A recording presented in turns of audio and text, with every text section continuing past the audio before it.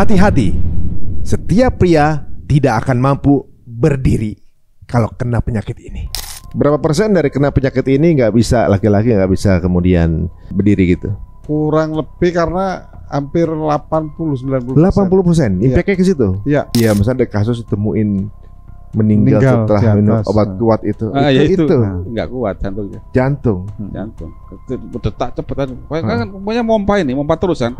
Oh, tapi bisa dinaikin lagi. Bisa. Steroid. Steroid Itu dari kolesterol. Nah, dibuat dari kolesterol. Dari LDL. Loh, bagaimana katanya kita suruh menghindari gak kolesterol? Nah ini, gini, Mas Untung. Saya selalu bilang ke audien, kolesterol itu jahat apa enggak sih? Tak gitu kan. Kalau kolesterol jahat, Allah itu tidak menyematkan kolesterol dalam tubuh kita.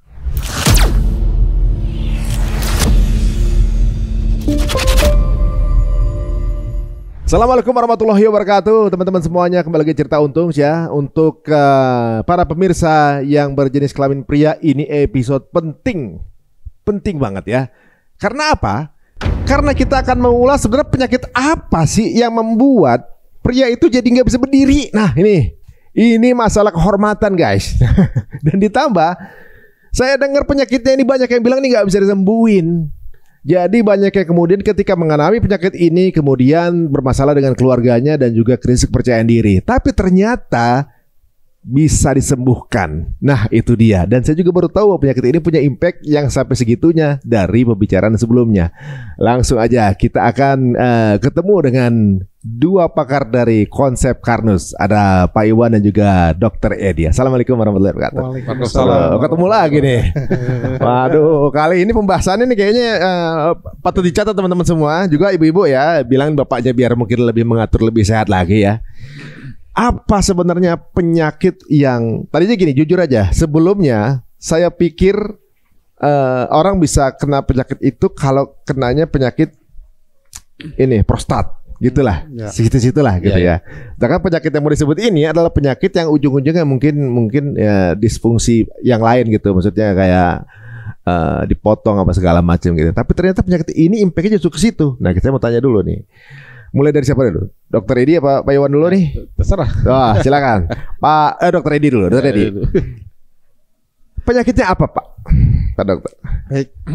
Yang paling banyak sekarang itu melihat frekuensinya ya. Itu adalah pada penyakit diabetes mellitus. Diabetes. Tipe 2. Tipe 2 ya. Terutama pada laki-laki. Berapa persen? Berapa persen dari kena penyakit ini nggak bisa, laki-laki nggak bisa kemudian berdiri gitu? Kurang lebih karena hampir 80-90%. 80%, impactnya ke situ? Iya, jadi banyak. Justru yang kena diabetes itu hampir 100% itu mereka nggak bisa berdiri. Nggak bisa berdiri lagi? Iya, jadi itu apa ya, kepercayaan dirinya kurang, terus hasratnya dia kurang. Karena apa? Efek dari banyaknya kandungan gula darah di tubuhnya. Dengan kadar berapa sampai kemudian nggak bisa berdiri itu di ukuran berapa tuh? Otomatis di atas normal ya. Kan kita ngeceknya dari HbA1c-nya. Itu rata-rata itu 5,7. Di atas itu emang pelan-pelan. Biasanya dengan pengobatan yang selama ini dilakukan nggak tambah bagus malah. Justru bisa tambah HbA1c-nya itu indikatornya. Nah itu di situ mereka kebanyakan puluhan tahun. 10 tahun, 15 tahun, 20 tahun, itu mereka sudah rutin kontrol, rajin minum obat, ternyata tidak sembuh-sembuh. Selain sudah ada stigma, karena mereka juga percaya stigma itu, bahwa diabetes nggak bisa sembuh. Oh jadi memang harus dikeluarin dulu tuh stigma itu? Iya, harus dibuang jauh-jauh. Nah, ternyata waktu saya belajar di konsep Karnus ini, diabetes memang bisa sembuh. Dan itu mengembalikan efek yang tidak bisa berdiri tadi. Oh, pelan-pelan pada waktu sudah ada nutrisi juga ya, kayak Kopi Love di Karnus itu membantu kaum laki-laki yang sebelumnya sudah malas berdiri sebenarnya. Ya, itu mengerikan sekali karena itu Mas Untung tadi kata-kata malas. Apa kehormatan loh. Iya. Ya kan? Jadi gini, kenapa beliau malas berdiri ya? Satu, karena tingginya kadar gula sehingga terjadi banyaknya ada gangguan di pembuluh darahnya. Jadi pada waktu seseorang ya laki-laki kan melihat wanita kan mudah terangsang tuh. Kalau sudah ada libidonya tinggi, sarafnya dia akan memerintahkan pembuluh darah untuk vasodilatasi, mekar. Sehingga aliran darah ke korpusnya si jagoan itu dia besar. Itu kan otomatis kan ya? Iya, otomatis. Nah, itu satu. Kedua, pada orang-orang diabetes kebanyakan kaum laki-laki itu turunnya kadar testosteronnya. Kadar testosteron itu normalnya sekitar antara 250 sampai 1100. Nah, kita perlu tahu bahwa kadar testosteron ini sangat tinggi pada anak-anak usia 20 tahun. Pada 30 tahun dia mulai turun. Apalagi sudah menderita diabetes. Nah, itu turun tuh. Sehingga ini nggak bisa dinaikin lagi memang. Ya harus diperbaiki dong penyebabnya. Oh, testosteron itu bentuknya bukan sesuatu yang hormon itu. Oh, tapi bisa dinaikin lagi. Bisa. Steroid itu dari kolesterol. Nah, dibuat dari kolesterol. Dari LDL. Loh, bagaimana katanya kita suruh menghindari gak kolesterol? Nah ini, gini, Mas Untung, saya selalu bilang ke audien, kolesterol itu jahat apa enggak sih? Gitu kan. Kalau kolesterol jahat, Allah itu tidak menyematkan kolesterol dalam tubuh kita. Kolesterol itu dalam tubuh kita dibuat di liver. Bisa dalam bentuk apa? HDL, VLDL, ILDL, dan LDL. Itu penting. Dan kita tahu salah satu fungsi kolesterol selain untuk hormon di gonad itu, untuk testosteron, progesteron, kolesterol bisa menjadi bahan baku terbentuknya vitamin D waktu kita jemur. Ada juga kolesterol itu sebagai vitaminnya saraf, sel saraf. Jadi penting. Jadi kolesterol itu terus jeleknya di mana? Yang menjelekkan ini siapa sih sebenarnya? Kita masih tanda tanya. Katanya kan itu gara-gara itu stroke apa segala enggak. Stroke itu kan tadi udah dibahas kita. Akibat banyaknya plak ya, pembakaran yang tidak sempurna atau oksidasi parsial dalam pembuluh darah. Karena bisa enzimnya nggak mengenali atau emang enzim pemotongnya itu nggak ada, akibat lambungnya bermasalah. Jadi runtutannya ini banyak sekali. Jadi salah kaprah dong selama ini kita tuh menghindari kolesterol, nggak taunya kepake buat testosteron. Testosteron yang kolesterol sedikit nggak bisa berdiri juga. Itu berarti krisis umur-umur di atas 40 atau 50. Sekarang kan saya bilang tadi anak masih usia SD SMP aja udah tinggi kan diabetesnya. Oh iya benar juga. Nah kalau yang anak-anak itu umur segitu tiba-tiba diabetes bisa pengaruh juga. Ya pengaruh tuh Mas, tapi kan mereka belum balik kan, belum ada sampai pemikiran yang luas lah menurut Jadi ngeri sekali. Karena saya kadang-kadang banyak pasien saya itu datang ke saya suruh istrinya mesti ikut. Biar apa tuh? Supaya clear, open. Jangan sampai istrinya ini mau, tapi suaminya karena malas atau nggak bisa jelaskan. Nggak mau, nolak terus. Karena apa? Sebenarnya bukan masalah nolak, karena malas untuk berdiri aja. Dan itu nggak bisa dipaksa, gitu loh. Oh iya. Tapi kalau suami istri dijelaskan, saya bilang, ibu yang sabar ya. Nanti saya bantu obati atas izin Allah, nanti Allah sembuhkan pelan-pelan. Oh gitu ya. Jadi tapi ada tapinya. Kalau bapak sudah paling tidak 3 bulan, 4 bulan sudah mulai gereng lagi. Cepet-cepet aja. Oh, jangan buang waktu. Iya. Ajar aja boleh kayak gitu. Jadi kalau teman-teman semua ya, ketika misalnya secara nggak sengaja atau gimana masih terasa kayak teng gitu, kemudian ada respon, berarti rezeki tuh. Betul rezeki kan ya? Iya. Tapi harus diingat kalau masih pengobatannya mungkin 1 bulan, itu tahan dulu deh. Takutnya waktu terus katanya rezeki kan, ibunya sudah mau nih, sudah panas, tapi langsung loyo lagi. Aduh nggak berani tertawa sama. Seperti itu. Jadi di rata-rata di kita itu 3-4 bulan lah sudah ada. 3-4 bulan ya. Betul. Nggak, maksudnya yang sekarang masih normal-normal aja, itu patut bersyukur. Harus bersyukur. Sholat itu sholat bersyukur banget gitu ya. Soalnya kalau denger kisah begini, ini ya kalau misalnya masih stabil sih nggak ada masalah ya. Betul. Gitu. Apa sih intinya dok? Itu larinya ke stres tuh berarti ya? Kalau yang sebenarnya bukan stres, hubungannya kan dengan hormon, dengan saraf tadi, saraf otaknya ya. Jadi rangsangannya meskipun ada libido tinggi, karena terangsang, sel saraf nyuruh pembuluh darahnya untuk vasodilatasi itu nggak akan dikerjakan. Oh, karena energinya macet. Karena nggak denger itu atau budak nggak bukan? Karena kan untuk sel bergerak butuh bahan bakar. Butuh gula. Gulanya macet dalam darah. Macet di darah. Oh. Nah, jadi gini Mas Ari. Coba. Gini, bentar. Nanti saya rekam gini ya. Ya. Ini kan sel.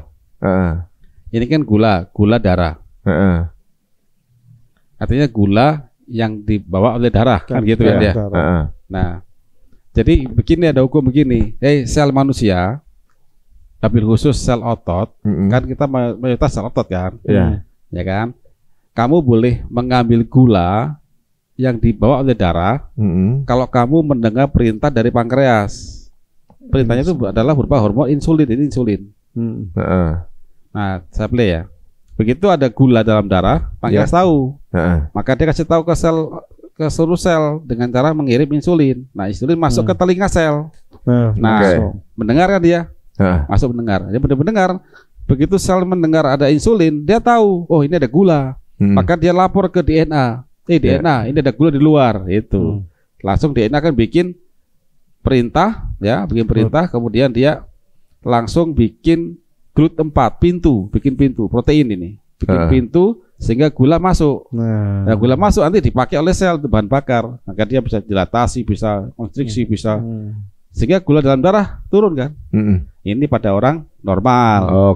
Nah, kalau orang diabetes begini, ini orang diabetes ya, ada gula dalam darah, tapi ada yang nutupin reseptor insulin.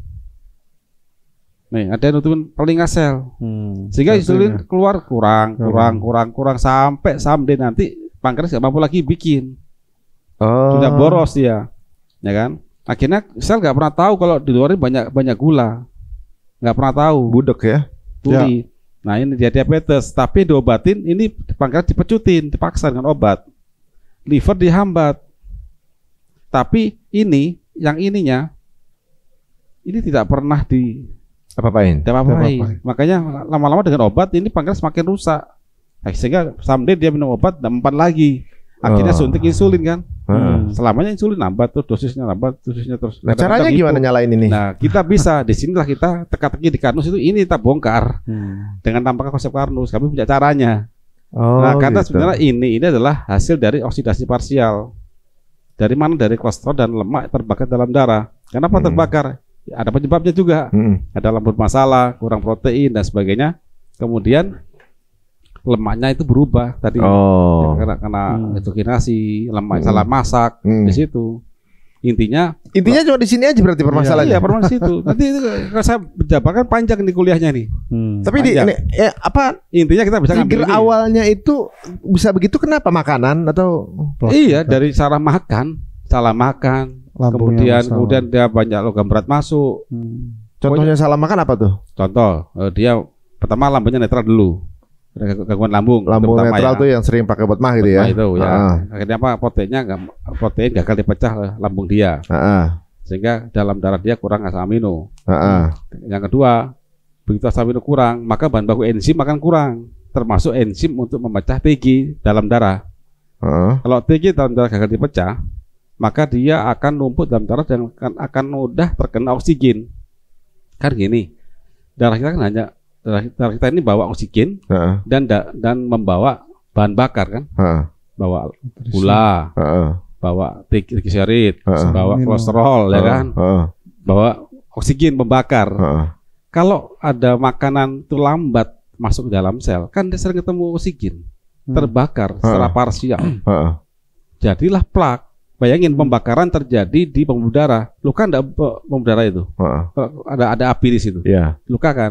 Begitu luka, maka datang makrofag untuk mengamankan dan memakan zat yang terbakar itu berupa TG atau kolesterol itu.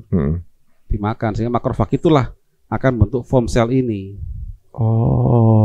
Nah, itu skema gampangnya secara gampangnya begitu ya. Ya, itu cara gampangnya begitu. Makanan apa yang men-trigger itu? Apa aja banyak makanan itu yang kita nggak tahu. Nasi itu?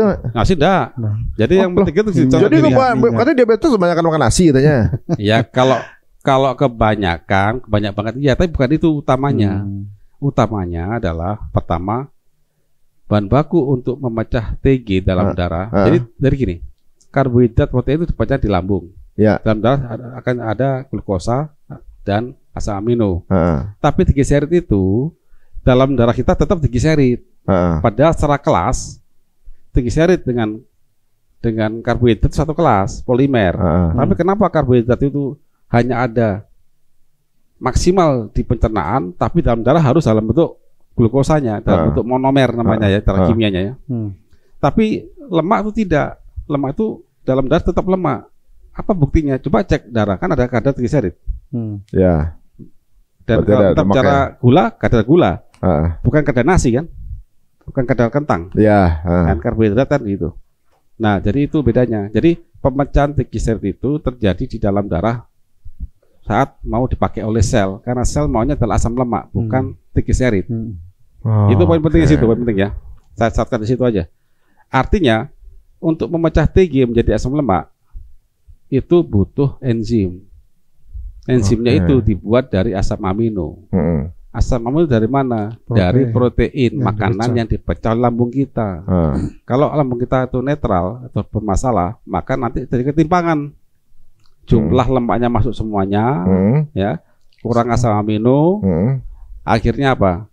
Enzimnya akan kurang, sehingga terjadi penurunan kecepatan pemecahan trigliserid dan kolesterol itu, sehingga dia dalam darah tumpuk. Kita makan pagi, siang, malam kan, ya kan, makan kan 3 kali, ngambilnya, pasti ada lemaknya kan? Iya pasti. Nah, gitu aja.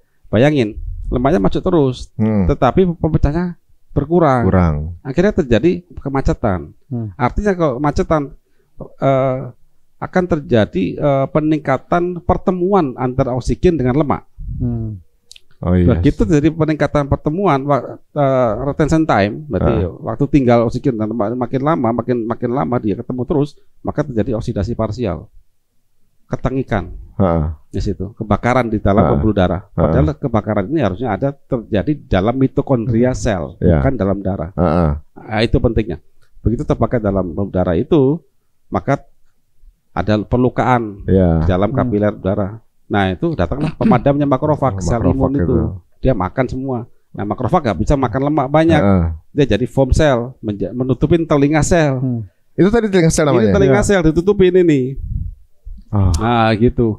Sehingga tuli dari insulin. Itu contoh simpel aja begitu. Begitu dia tuli, ya diabetes ya. Tapi pengobatan kita saat ini tidak bicara itu. Kenapa kok dia tuli?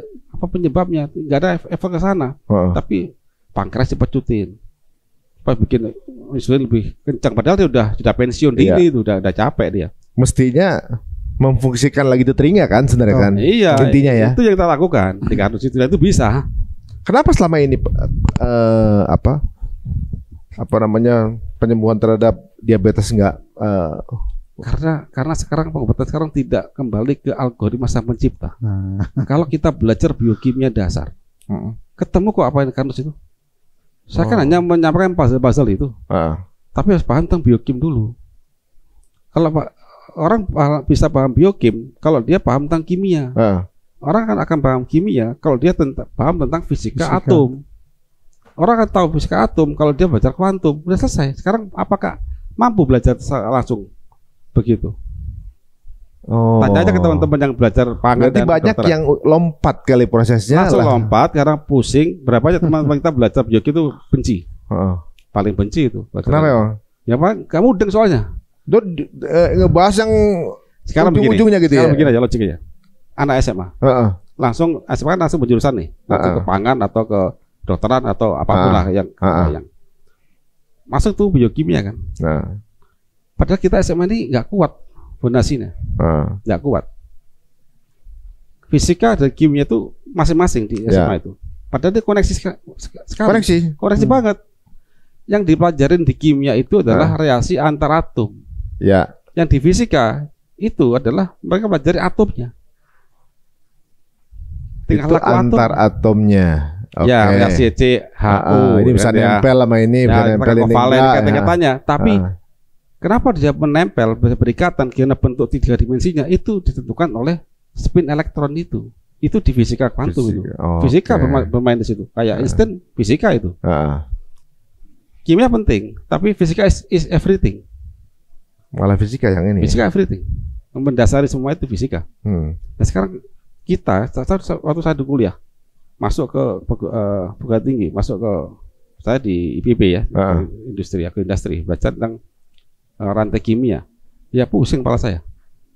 Saya yakin dosen yang ngajar nggak pusing juga. Dosennya aja pusing. Saya yakin begitu. Karena gini, soalnya gini, ilmu itu saat ini kan fisika sendiri, kimia sendiri. Ya. Apalagi biokimia sendiri. Padahal itu connecting semua itu. Kita harus belajar tentang hakikat ya. Karena kalau kita belajar tentang syariat, masing-masing syariat ini. Tapi pada saat kita bicara tentang ilmu sistem manusia, kita nggak cukup syariatnya aja. Fisika sendiri, kimia sendiri. Tapi itu begitu butuh sistem. Kita harus tahu tentang filosofinya, sampai hakikatnya. Saya bentuk molekul seperti apa, gimana karakternya dia. Nanti ketemu yang saya sampaikan ini. Tapi itu rutinnya lumayan panjang. Makanya di Karus itu ada kuliah Karus itu memang puyeng orang belajar Karus itu. Jadi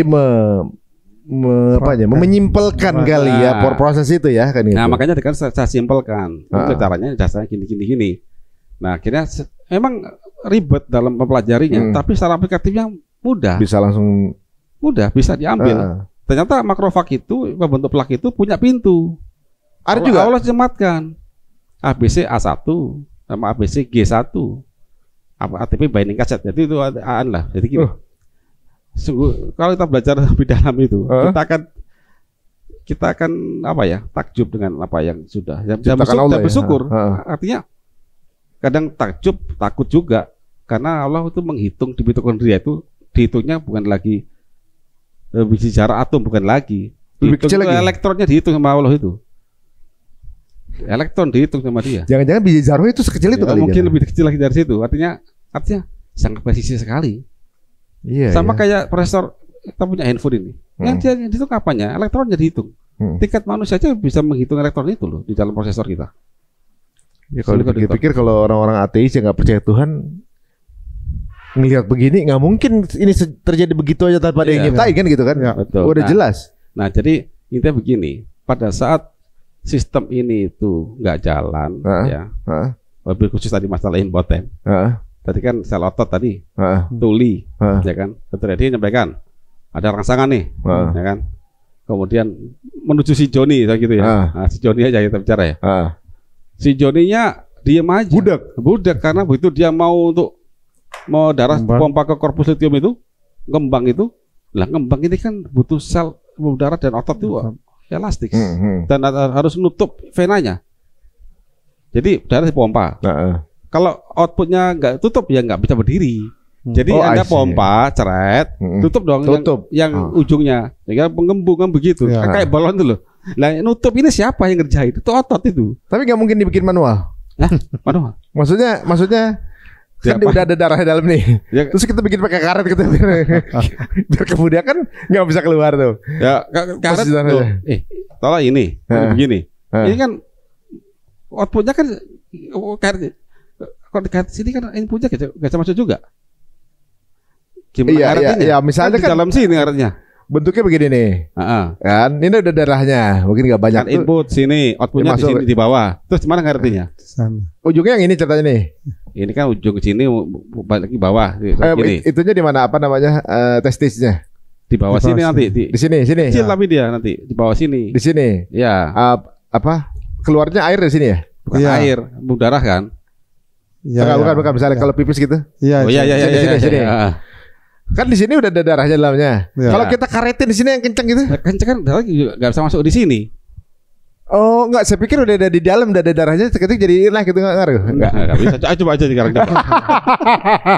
Mana bisa? Kalau kita butuh. Bisa. Enggak ini untuk yang maksudnya yang nggak bisa punya rangsangan gitu maksudnya. Pak, itu kan kalau yang masih punya rangsangan ngelihat atau ada sesuatu kejadian kondisi dia udah ada kode langsung gitu. Nggak ada masalah. Mungkin yang nggak bisa gerak nih misalnya kan, dininya udah nyuruh, ininya nggak bisa.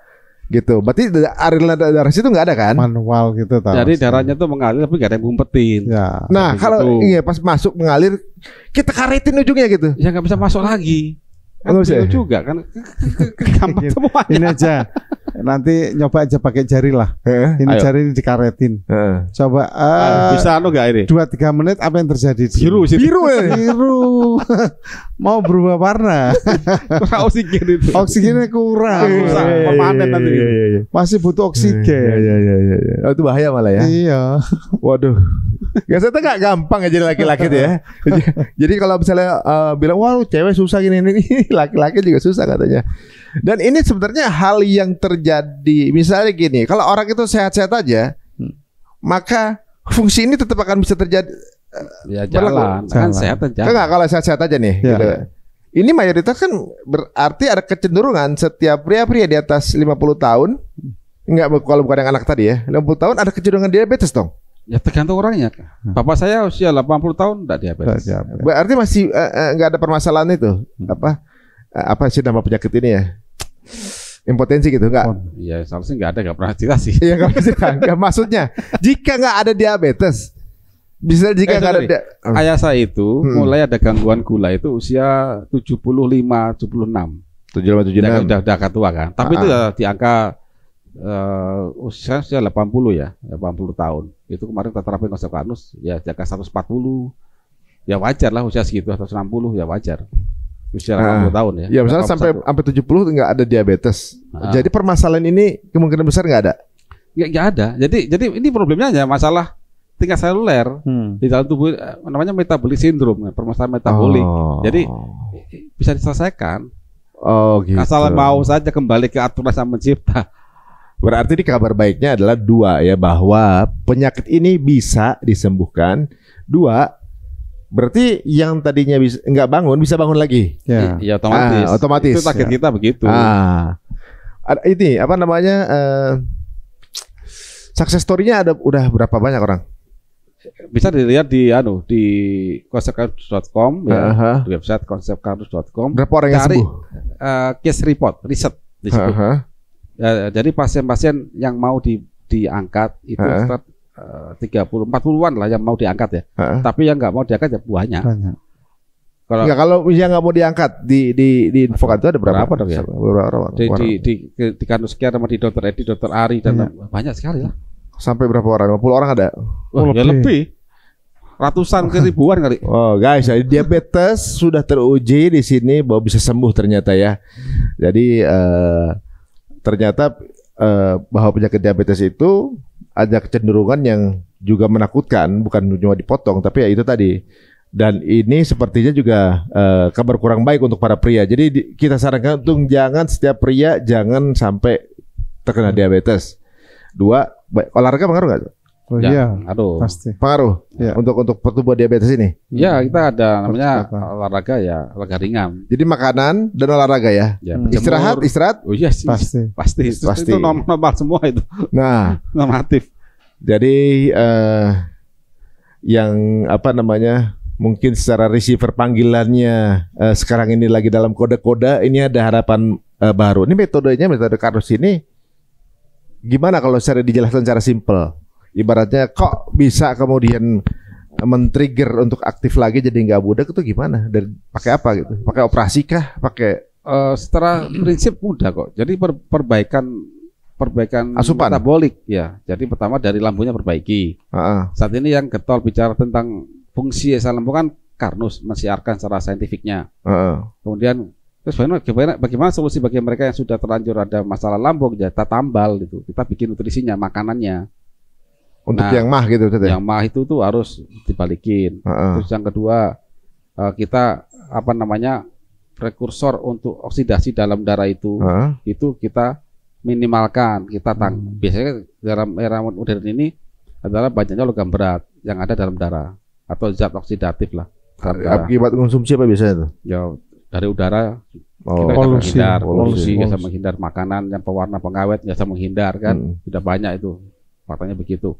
Kita tangkap itu ada caranya. Kalau untuk lambung pakai AG Karnus, kalau untuk darah pakai AT Karnus, AT Karnus itu. Nah setelah itu kita ajarin tata cara makannya. Makanannya itu penting. Urutannya maksudnya? Urutannya, bukan urutannya.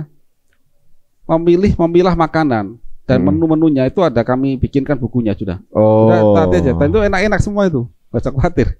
Oh, ini menarik juga enak. nih. Nah, kemudian setelah itu kita bakar. Ya, setelah kita berbagi lambung, makanannya diatur ya dengan tata cara kita, ada nasinya, nasi kardusnya ada, beras kardus itu. Baru itu akan terjadi pembakaran plak. Tinggal dibakar dengan olahraga ringan, berjemur ya. Kemudian bercinta.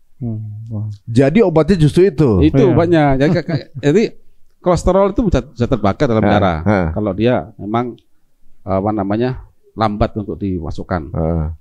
Jadi yang kemudian kebetulan kolesterol itu sama lemak itu satu kufu, sama darah tidak larut, makanya dibikin sama sang pencipta itu fosfolipid. Dalam bahasa kita VLDL gitu. VLDL dan LDL.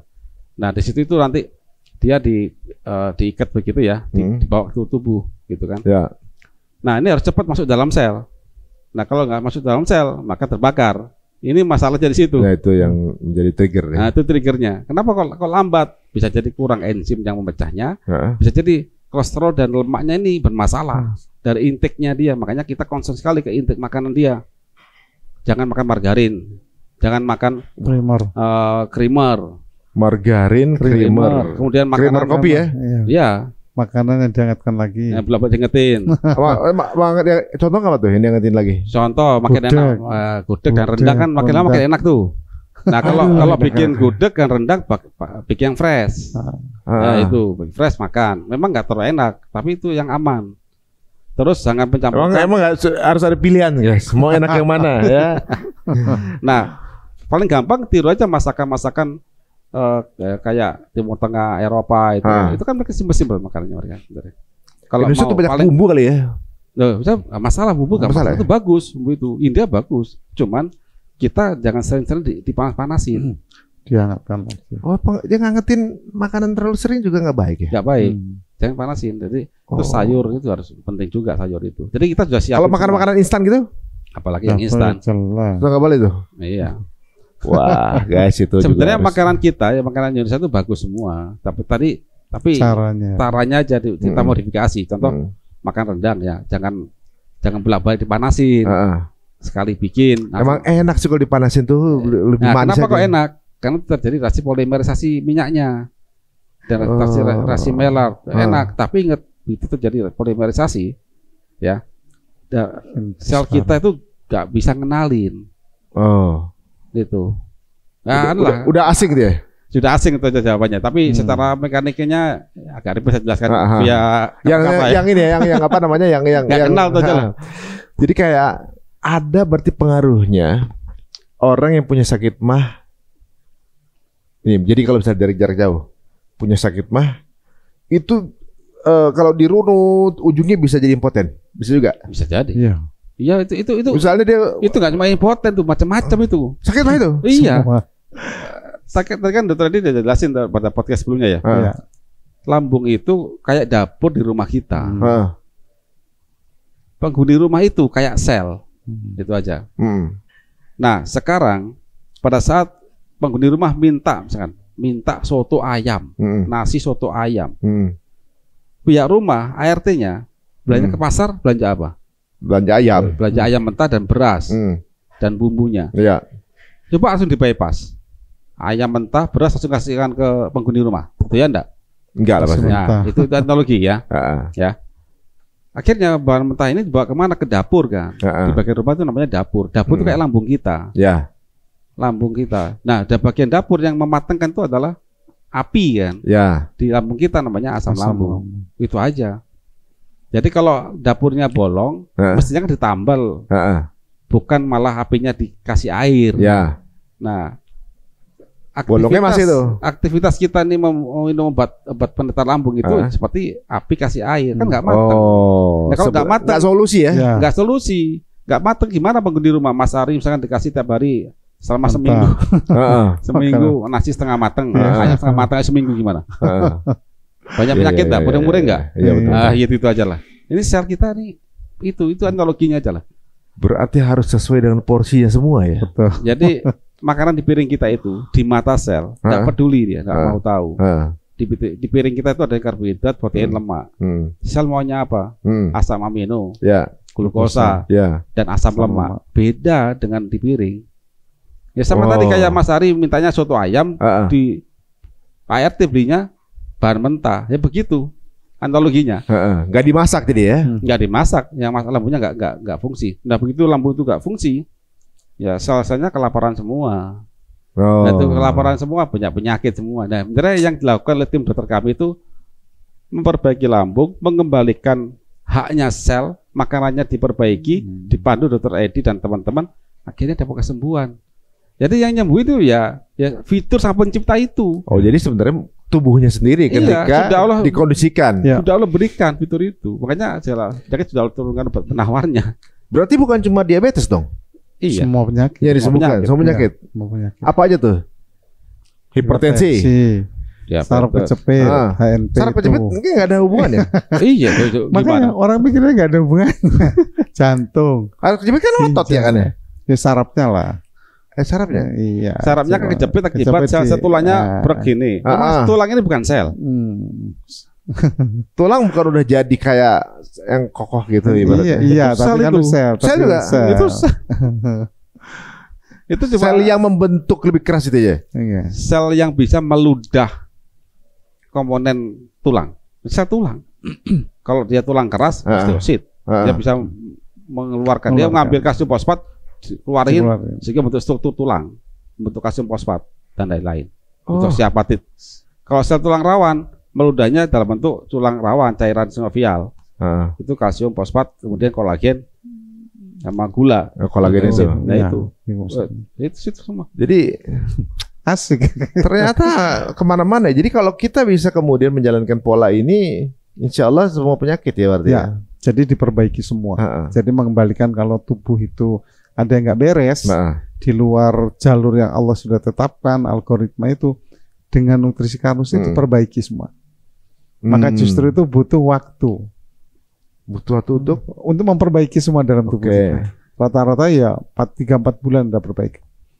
Kayak gitu. Oh gitu. Jadi impactnya baru kelihatan, nggak instan ya? Iya nggak instan. Hipertensi, terus kemudian HNP, ya diabetes, jantung koroner, ya ginjal juga. Iya. Jadi kemarin tuh ada waktu seminar kami yang terakhir kemarin, sebelum puasa itu ada seorang olahragawan kemarin tuh, olahragawan kemudian jatuh dia serangan jantung, dan divonis 100% ada 80%, 60% berapa persen punya harus bypass ya.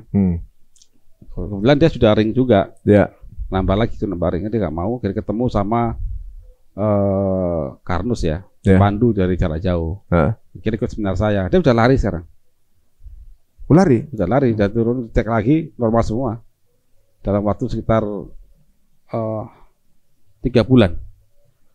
Oh, usianya kemarin sekitar 50 sekian, 55. Dia tuh olahragawan tuh, pelari. Iya. Oh, jadi nggak ngaruh juga, tetap kena. Pelari, saya lari 10 kilo hampir tiap hari. Tapi kok bisa kena sakit saya. Nah, makanya saya bilang sel itu bagi sel ya. Saat kita ajak dia lari, kita ajak dia kerja, bagi dia itu sama-sama butuh energi, butuh tadi makanan itu. Kalau kita ajak lari tapi makanannya terhambat karena kita salah makan, kita ada banyak plaknya, ya sengsara dia. Malah nggak sehat, makanya banyak olahragawan masa tuanya bermasalah kan. Nah di situ, karena over, dia lupa di situ. Ya mungkin terlalu overuse untuk satu part doang gitu ya. Artinya kayak mobil lah, jika mobil itu overuse, artinya over gini. Apa haknya mesin itu nggak kita penuhi? Meskipun kita pakai dia normal aja, dia akan rusak. Iya dipaksa gitu ya. Ya jadi kita bicara overuse ini bukan akibat cuman jamnya, tapi hak dan kewajiban itu loh. Kayak misalnya orang punya ginjal 1 misalnya, overuse atau enggak ya? Ginjal 1, berarti kan sudah satunya rusak. Satunya udah rusak, tinggal 1 tuh. Ya dia harus menyesuaikan dong aktivitas dia. Kalau dengan aktivitas yang sama, akan lama-lama jebol juga. Ya pasti kan menjolimi tubuh kita. Oh. Jadi intinya Mas Tari dari kurang lebih 100 triliun sel itu, dia ini kan saya bilang awal tadi ya, makanannya kan dari lambung. Pak Iwan bilang dari dapurnya. Ya. Sel itu dalam tubuh kita itu kayak mengangan-angan gini. Waktu kita makan nasi pecel nih, Mas Arif makan. Dia bengong. ini apa? Nggak kenal sel. Oh, dia membaca dulu. Iya, dia nggak kenal tapi. Makan steak, ya nggak kenal dia. Makan rawon nggak kenal. Dia kenalnya ya glukosa, asam amino, asam lemak. Makanya dalam satu piring itu kan ada karbohidrat, protein, sama lemaknya. Kalau sudah dihitung secara medis, secara pintar-pintar menghitung kadar kalorinya sekian, satu piring ini bagus untuk tubuh Anda. Waktu kita makan belum tentu segitu. Tergantung pada apanya? Apanya? Lambungnya kan. Waktu mereka masuk kita pecah. Nah, kalau lambungnya dinetralkan masalah dia nggak akan sesuai hitungannya. Jadi misal kalorinya 2.500. Ini ya sampai kesel belum tentu 2.500. Tergantung dapurnya ini menerjemahkannya gimana. Betul. Berarti kalau kita mesti menghindari obat. Yang pertama kalau dari obrolan kita tadi, arahnya jangan konsumsi obat mah. Ya. Obat mah macam-macam. Ada obat mah yang cair, ya penetral. Ada yang stop PPI. Apa tuh? PPI itu nyetop keluarnya asam lambung. Oh, ada juga tuh. Ada macam-macam. Ada. Kayak yang depannya I itu bukan ya? Ya. Oke. Terus apa lagi? Ada. Jadi kan ada keluar asam lambung. Itu ada dia stop, ada jalannya sudah keluar, tapi jalan itu stop ada. Jadi macam-macamnya di situ. Bukan masalah cair, liquid, tapi itu bukan begitu sebenarnya. Oh, tapi fungsinya. Ya. Jadi diutamakan untuk menghindari obat-obat lambung itu yang paling berperan penting. Iya. Karena kita hanya fokus ke rasa sakitnya kan. Tapi kita ya oke lah pada waktu urgent pakai ya. Tapi jangan berhenti di situ. Contoh daripada analogi rumah tadi. Saat dapurnya bocor, tetangga sebelah marah-marah, ya kan? Langsung Mas Ari ambil air. Tapi kan jangan selamanya. Cukup hari itu aja. Segera tambal itu dapurnya, kan gitu skemanya. Bukan pada saat kasih air artinya terakhir bilang ke pembantu. Jadi besok jangan beli LPG lagi. Itu obat yang tadi menyetop asam lambung. Tapi kalau kasih air itu kayak obat penetral saja. Jatuhnya cuma untuk itu sementara doang. Tapi aja. Tidak mengobati permasalahannya gitu kan. Makanya saat ini alhamdulillah lah sudah ada penemuan tentang penetral lambung sementara waktu. Tapi jangan berhenti di situ. Terusin kan simptomatik tadi. Oke, ya kita tetap bersyukur lah ada skema itu gitu ya. Tapi jangan berhenti di situ. Kalau sekarang kan kita full selamanya kan pakai obat itu. Ya. Meskipun tuh harus resep dokter. Tapi emang orang Indonesia kalau udah kena satu itu terus. Iya, artinya kan nggak ada solusi lain. Kalau kita berobat nih hari ini, misalkan berobat ke klinik misalkan, dikasih obat ini sama seminggu nggak sembuh, berobat lagi itu lagi. Akhirnya pasien kan mikir, aku beli sendiri aja. Iya. Kan begitu. Obatnya sama juga saya berobat. Saya juga pernah sakit juga begitu. Masalah obatnya sama aja. Akhirnya beli sendiri. Karena kan nggak ada solusi. Udah nggak pakai resep dokter, pikir itu cara yang paling benar, paling singkat lah ya. Paling singkat. Nah ternyata inilah membuat kita makin sakit. Nah karena nggak ada solusi, makanya kami di Karnus itu menyuarakan ini. Ada loh solusinya. Kita bisa bikin dari makanan. Nah karena ini bikinnya harus dibikin dari banyak makanan. Kami bikinkan langsung namanya di AG Karnus itu sama AL Karnus. Nah itu tadi guys. Kalau tertarik untuk mau info lebih lengkapnya apa sih terapi jenis ini ya, penyakitnya nggak mesti diabetes hipertensi, ginjal atau jantung segala macam itu bisa punya peluang insya Allah akan jadi lebih baik ya. Tapi memang diupayakan di pencernaan ini core utamanya yang kemudian bisa merembet kemana-mana, dibereskan dulu. Yang penting yang laki-laki udah bisa berdiri lagi. Ya, kehormatan terjaga kan, hormat terus gitu kan. Ini bahaya nih soalnya kalau yang ini kadang-kadang sakit yang lain jadi nggak dirasain nih. Biasanya nih kan jadi ininya laki-laki nih kan. Iya. Jadi momoknya laki-laki. Tapi ternyata kalau sehat itu semua juga sehat. Iya. Sehat. Semua juga sehat gitu. Dan tidak perlu pakai obat kuat. Ya. Tidak perlu. Kalau teknis kerja obat kuat emang gimana sih? Wah itu produksi ya, memacu jantung. Semuanya dipacu. Kasihan gitu. Maksudnya obat kuat itu kan fungsinya membuat berdiri aja kan. Bukan endurance kan maksudnya. Ada yang endurance bisa. Ya, ada juga. Ada yang berdiri. Kalau sudah diabetes mau dikasih obat apa ya sulit. Nggak bisa. Kalau masih pre-diabetes, ya, mohon maaf, mungkin tidak lama-lama langsung paltu. Kalau pre-diab itu? Ya, orangnya masih bisa berdiri. Tapi cepat. Tapi nggak lama. Cepat sekali. Oh, jadi gitu. Guys, bukan cuma berdiri guys ya. Oh, orang panik, nggak bisa berdiri gitu ya. Ada juga yang berdiri tapi nggak bisa lama gitu kan maksudnya. jadi masalahnya nih unik guys ya. Kadang-kadang bukan cuma berdirinya aja, berdiri juga sanggup lama nggak kan gitu kan? Nah, biasanya kalau mereka berdiri nggak bisa lama, mereka kasih Aprodixia. Apa tuh bro? Ya obat-obat kuat itulah. Obat kuat. Nah itu mereka akhirnya terbiasa pakai itu. Padahal itu memacu organ semua. Apa efek samping itu? Ya ujung-ujungnya ya kalau masalah tanpa dia sadari ternyata penyebabnya itu adalah metabolic syndrome. Ya makin parah penyakitnya dia. Bisa sampai ke jantung juga, bisa sampai serangan jantung dan lain-lain. Ginjal dan lain-lain kan banyak obat kuat tipikalnya itu. Hati-hati. Kalau ada yang misalnya ada kasus ditemuin meninggal setelah minum obat kuat itu. Itu nggak kuat jantungnya. Jantung. Berdetak cepat kan. Pokoknya mompa terus kan. Pompa tapi bocor terus nggak bisa nggak. Yang dipompa nggak juga ngisi. Jadi gitu pompa kemudian nggak dibumpetin kan tadi kan. Nggak dikaretin lagi. Ngopos. Jadi kayak kompresor itu kerja keras kompresornya nggak kuat. Ngempos. Akhirnya over speed. Ya jadi untuk yang belum, jadi kayaknya nih saya rasa cukup perlu ya untuk mempelajari ini dan penjagaan sih ya kayaknya penjagaan ya. Karena kalau sering lihat di postingan-postingan gitu mengenai hal seperti ini, kayaknya ini merupakan satu momentum di mana nggak ada. Ini berarti kalau Allah juga menakdirkan kita untuk mendengarkan info seperti ini, ya mungkin menghindarkan kita yang belum pernah merasakan ini atau juga yang sudah pun masih bisa tertolong gitu ya. Siapa tahu solusi untuk banyak orang, walaupun udah mungkin di umur-umur tertentu. Dan mungkin dengan program ini akan lebih banyak lagi anak yang akan lahir di Indonesia gitu kan, dari orang yang udah tua-tua gitu ya. Tapi kalau itu laki-laki kan, ya kan, diabetes laki-laki.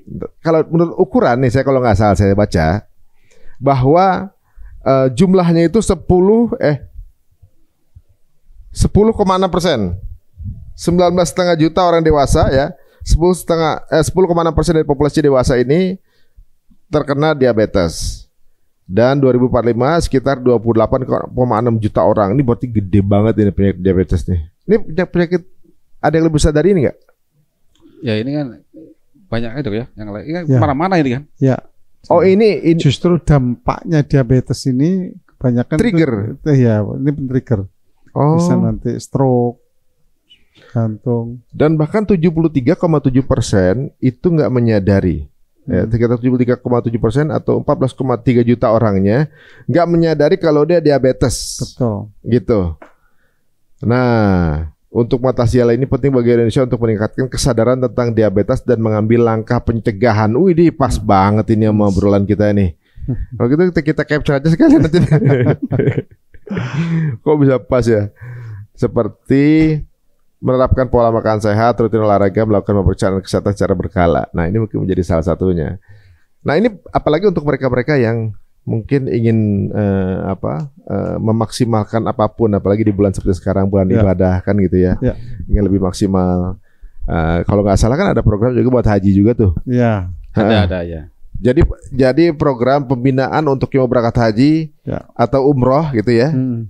Itu disehatkan dulu gitu maksudnya? Betul. Iya. Mirip ini juga atau sama? Ya sama. Ada. Sama? Produknya ada sama. Oh. Skemanya sama.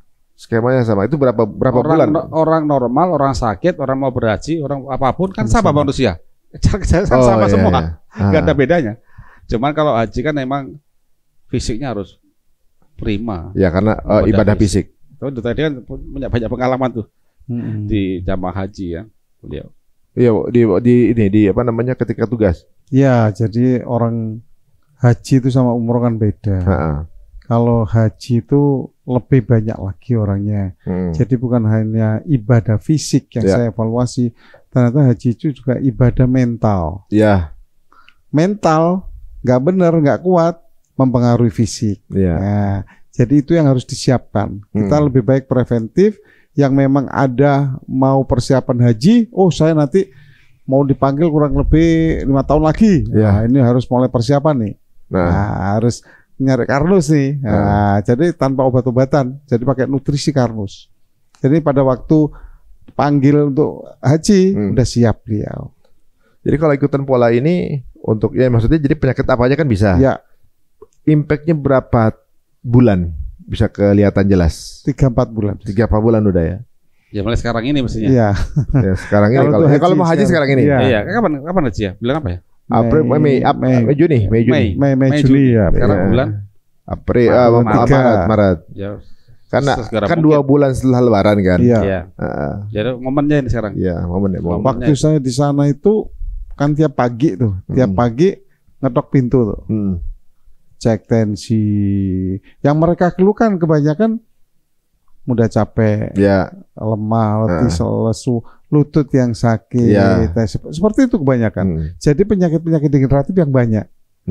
Nah, itu makanya sebenarnya kayak mohon maaf ini yang punya tour travel haji harus mempersiapkan diri. Jadi jamaahnya ini harus dipersiapkan betul. Jadi bukan hanya jamaah itu nyamannya di tour travel ini layanannya, tapi juga ada layanan kesehatan yang disiapkan. Jangan sampai ada jamaah yang meninggal di sana. Nah, itu yang dikhawatirkan. Jadi kan terjangkit penyakit sesuatu ketika berangkat haji juga merepotkan travelnya juga. Betul. Dan ketika kemudian ketika ikutan jemaah hajinya malah tambah sehat, kan juga kebaikan juga, testimoninya juga, udah gitu kemudian kedepannya juga jadi lebih baik gitu kan. Betul. Ini sepertinya menjawab pertanyaan bukan hanya untuk penyakit nggak bisa berdiri ya guys, gitu. Nggak bisa berdiri dan nggak bisa lama loh ya. Ini ternyata terjawab. Bahkan hipertensi, cancer, HNP sekalipun itu semua ternyata ada obatnya. Yang ujung-ujungnya ternyata ini sesuai dengan algoritma yang udah diatur oleh Allah ya. Ustaz ya. Ustaz ini aja panggilnya Pak Iwan. Ini sebenarnya relate sama agama berarti ya Pak? Sangat relate. Sangat relate ya. Relate. Karena kita di kanus itu ada suatu hal yang mandatori, yang wajib. Pertama adalah kita mengakui dengan berbagai dalih sehingga yakin bahwa kita ini ciptaan. Ya. Itu wajar, mandatori, wajib. Begitu kita bicara kita ciptaan, berarti sang pencipta menyemakan aturan. Ya. Nah, kita diminta untuk belajar aturan itu. Itu yang dari pasal-pasal itu cuman karena aturan ini ada dalam tubuh kita dan alam semesta ini ya, makanya kita disuruh ikro, belajar. Nah, untungnya kita ya sekarang hidup di abad sekian ini, akhir zaman ini. Akhirnya banyak hal yang mulai Allah keluarkan dalam bentuk ilmu ketahuan. Sehingga pada zaman kita hidup ini kalau kita ditanya mungkin ya sulit untuk menjawab tidak tahu. Loh, kita punya ini sekarang. Iya. Fisika, kimia dasar semua kan kita tinggal berpikir aja. Daripada lihat. Nanya semua keluar itu. Iya, tinggal kita pahami. Nah, cuman pada saat kita tanya sesuatu ke AI misalkan AI ya. Suatu yang mendasar, kita juga jangan asal telan karena kita harus punya pemahaman lebih dasar lagi. Iya. Gitu. Kebanyakan anak sekarang memang Gen Z ini dengan adanya teknologi gitu ya, masih dimudahkan gitu kan. Iya. Ya sebelum sampai ke AI kan udah ada teknologi namanya kalkulator gitu kan. Kali-kalian tambah-tambahan anak SMP banyak yang nggak bisa. Karena mereka bergantung sama kalkulator. Nggak pernah berpikir. Nggak pernah berpikir. Iya. Kalau kita sekarang menggunakan ada teknologi AI pun, kalau kita pakai boleh-boleh aja, tapi kita tahu itu prosesnya seperti apa gitu ya. Jangan instan di situ aja, ujuk-ujuk tahu situ kan. Betul. Nah, ini yang mungkin banyak skip teman-teman dengan ada teknologi, bukan berarti kita jadi harus malas untuk mencari tahu proses runutnya seperti apa. Itu jadi ibarat kata kalau kita mau pakai kalkulator langsung jumlahnya tanpa kita belajar 1 + 1 dan perkalian zaman dulu. Nah, ini biokimia yang kecil-kecil itu seperti merunut hal itu dari ujungnya. Iya. Bahwa yang terjadi sekarang adalah hasil. Ini hasil impact dari runtutan tadi nggak berjalan sempurna gitu ya. Iya. Orang kenapa H2O itu ada sudut begini? Itu ada alasannya dan itu berlaku semua atom. Kenapa tuh? Ya karena kita di dalam atom itu ada namanya konformasi orbital dari elektron itu. Dia bentuk sudut masing-masing untuk berikatan. Akhirnya kalau kita foto satu molekul itu punya bentuk 3 dimensi dan dia arahnya bisa kemana-mana. Ya. Itu unik. Ya saya jadi di kita ini ada triliunan begitu. Iya, ada punya bentuk itu. Ya, di mata sel kita itu melihat benda itu strukturnya. Seperti saya melihat Mas Ari. Mas Ari punya bentuk begini. Saya juga sama juga, tapi di level sel. Itu lihat molekul strukturnya.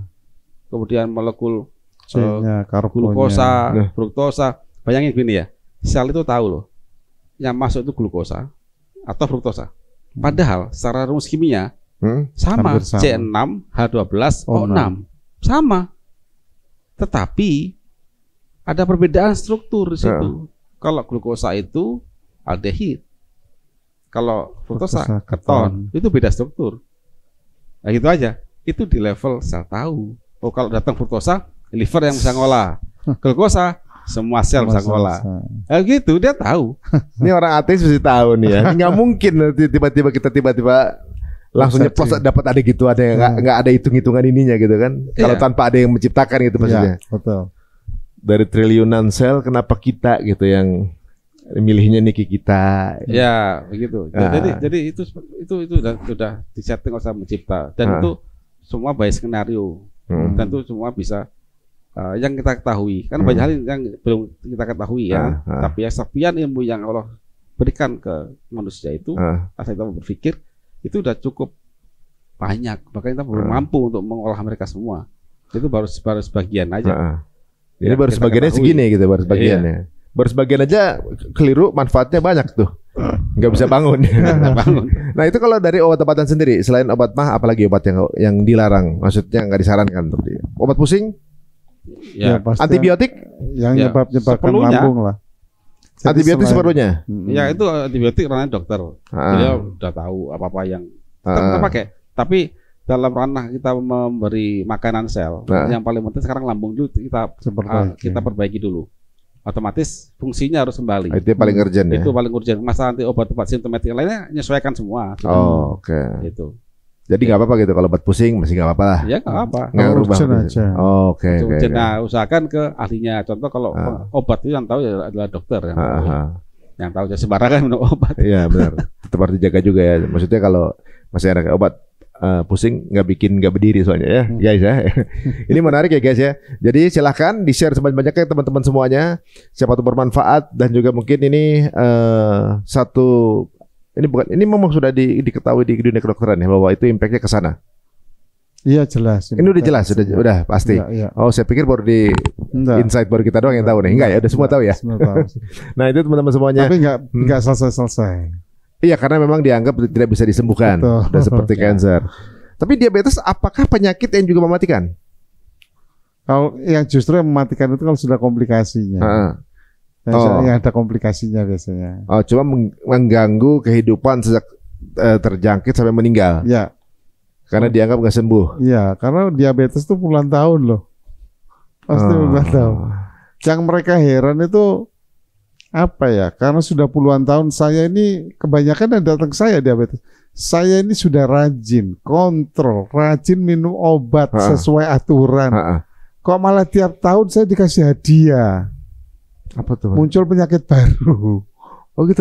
Iya. Karena diabetes ada penyakit ini bonus lainnya. Iya, itu yang mereka itu akhirnya sekarang banyak alternatif mencari alternatif. Seperti itu. Iya, bukan cuma kalau di Indonesia kan alternatifnya sampai ke dukun juga kan. Iya, banyak. Waduh, jadi semoga kita semua lebih sehat ya guys ya. Ditambah juga ada satu konsep yang namanya konsep Karnos yang bisa menjadi jalan keluar. Kalau sekarang ini merasa udah mencoba kemana-mana, belum mencoba ini, ya coba aja menjadi salah satu, cobain dulu aja, alternatif dicobakan dulu. Berapa bulan, kalau ternyata cocok ya insya Allah mudah-mudahan bisa diinfokan ke teman-teman yang lainnya gitu. Dan biasanya kalau udah sehat mau ngapa-ngapain aja kan enak tuh, ibadah enak gitu kan, keluarga juga lebih panjang durasi ketemuannya gitu ya. Ini menarik guys. Dan mungkin kalau dokter mau memesankan ke teman-teman semua yang sekarang ini mungkin dalam proses apa namanya lagi ngukur-ngukur terima hasil darah, oh ternyata mengandung ini gitu. Tapi belum ini gitu, atau juga mungkin sudah merasakan efeknya bahwa kayaknya nggak dapat respon gitu dari kubu bawah gitu kan ibaratnya. Nah, itu seperti apa pesannya? Baik, terima kasih. Sahabat Bahagia semua yang melihat video ini, supaya kita lebih sehat, kita butuh ilmu. Jagalah lambung, jangan zolimi lambung. Karena kita ini adalah yang diciptakan. Pasti yang mencipta punya aturan dalam tubuh kita. Jadi kalau pengen sehat, ikuti aturan yang menciptakan kita. Algoritma harus kita ikuti. Terutama lambung selalu sehatkan. Sehatkan dan sehatkan. Masya Allah. Gimana kalau Pak Iwan? Ya, kalau dari kami, dari Konsul Karnus, ya insya Allah kami dan seluruh tim siap untuk sharing lah dan membantu. Jadi nanti Bapak Ibu yang memang sedang diuji ya, atau sedang berjuang ini dengan banyak masalah kesehatan dan belum menemukan, maka ayo kita kembali ke aturan Sang Pencipta. Sebenarnya Karnus itu hanya suatu metodologi aja. Kami hanya memberitahu, ini loh ada aturan Sang Pencipta. Dari apa yang bisa kita baca, ayo kita lakukan yuk. Gitu. Insya Allah nanti ada kesembuhan. Jadi bukan cuma perbaiki fisik, perbaiki hubungan juga sama Allah berarti ya? Iya, wajib. Karena itu masuk dalam 6 langkah konsep Karnus. Oh, masuk dalam 6 langkahnya ya? 6 langkah itu masuk itu. Pasiennya akan jadi kalau ikut program Karnus itu, pasien ini secara nggak langsung seperti masuk bimbingan belajar. Kayak sanlat gitu. Ya, apa ya? Kayak pesantren kilat. Ya, pesantren kilat. Kayak gitu 3 bulan, dia kan tahu. Oh, nanti, jadi kayak ini vertikal horizontal gitu. Ya, secara hari-hari kan dia dipandu oleh robot Karnus aplikasi. Nanti butuh konsultasi dengan tim HA kami, masuk grup nasional. Grup bersama pasien ya. Ada HA kami. Di situ akan bisa sharing-sharing di situ. Kemudian masing-masing orang bisa punya Zoom private dengan dokter atau tim HA kami dan dipandu oleh aplikasi. Sehingga dia akan ada raportnya di situ. Dia ngerti perkembangannya kayak gimana. Iya, sehingga bisa saja salah makan apa dan sebagainya itu tahu. Jadi di raport itu kita minta cek rutin kesehatan. Contoh tensi itu nanti kita bisa hitung aliran darah gimana tahu itu dari aplikasi kita. Kemudian nanti kita minta berkala seminggu sekali cek gula darah, asam urat, berkala aja, acak ya dilaporkan. Kemudian aktivitas dilaporkan. Kemudian makanannya difoto. Mungkin 2 minggu awal. Nanti itu di grup itu nanti? Enggak, di aplikasi itu. Ya, dia bisa cek nanti. Oh, kamu salah makan kemarin, salah masak gitu kan. Nanti perbaiki ya, karena efeknya ke sini. Kelihatan di data itu nanti. Termasuk bercinta dilaporkan. Enggak perlu difoto bercintanya, cuma dilaporkan aja. nanti semua kan klasik terrekod di sistem kita. Ada yang betul, ada yang salah, perbaiki. Next week dia akan ngerti, oh ini salah. Sehingga setelah 1 bulan, 2 bulan udah nggak perlu robot, dia udah tahu caranya. Sehingga setelah lulus wisuda, cek darah lagi semuanya membaik, wisuda kan, ya udah Anda udah lulus, silakan lanjutin polanya itu aja. Katanya pas lagi udah lulus, istrinya komplain apa, mau suaminya kawin lagi. Gitu. Ada begitu. Ada juga gitu. Ada mungkin kisah-kisah di sini yang bisa mau ditunjukkan gitu, yang pernah diabetes atau pernah apa gitu. Ya, yang repot. Case report nanti bisa dicek di banyak itu. Nanti kita tampilkan aja ya. Di mana di case report kita di website konsulkan.com silakan dibaca itu data real ya dari pasien-pasien yang mau dipublikasi. Oh gitu. Jadi lengkap data awal masuk before, kemudian processing, kemudian data akhir labnya juga lengkap semua. Oh gitu. Itu by data, kita tidak kita testimoni. Data langsung data yang bicara ya. Data per orang. Ini masih progres terus, dilaporkan terus ini. Oh jadi bukan asumsi ya? Bukan asumsi. Kalau di Karnus kami menghindari itu. Karena gini, kita hanya menyampaikan data apa adanya. Bukan tanda kutip menjual testimoni, bukan. Karena yang kita sharekan itu ilmu. Dan untuk mencapai kesembuhan itu butuh kejujuran. Tentang ilmu dan sebagainya tadi. Ya soal keterbukaan itu adalah punya pribadi ya. Iya, masalahnya kesembuhan itu Allah yang punya. Kita hanya memandu saja dengan ilmu yang kita punya, gitu kan. Itu dapat. Tapi misalnya untuk yang berbeda keyakinan bisa juga kan ini? Bisa. Ilmu Karnus itu tidak memandang agama dan sebagainya. Yang penting merasa manusia, Pak. Ya, yang penting dia masih manusia. Dan di kami itu berbagai kalangan di dalam kuliah kan itu tidak satu agama dan sebagainya. Meskipun sering saya memakai dasarnya emang dari Quran, tapi nggak ada masalah karena ini universal, gitu kan. Siapa tahu hidayah ya gitu, yang dijalankan seperti ini. Betul. Ya. Dan kalau teman-teman ngerasa ada penyakit lain yang ingin ditanyakan, monggo silakan tulis di kolom komen ya. Siapa tahu bisa kita buka di sesi perbincangan berikutnya. Jika dirasa ini menarik dan juga bermanfaat untuk teman yang lain, monggo silakan share sebanyak-banyaknya guys ya. Dan ini semoga menjadi harapan untuk teman-teman yang sekarang ini mungkin divonis berapa tahun lagi gitu ya. Berapa lama lagi atau udah nggak mungkin sembuh lagi. Mungkin ini adalah peluang untuk mencoba bergabung di Konsep Karnus ya. Langsung saja teman-teman semuanya add aja sosial medianya dengan Konsep Karnus. Sampai ketemu lagi di episode berikutnya. Kita tutup dengan assalamualaikum warahmatullahi wabarakatuh.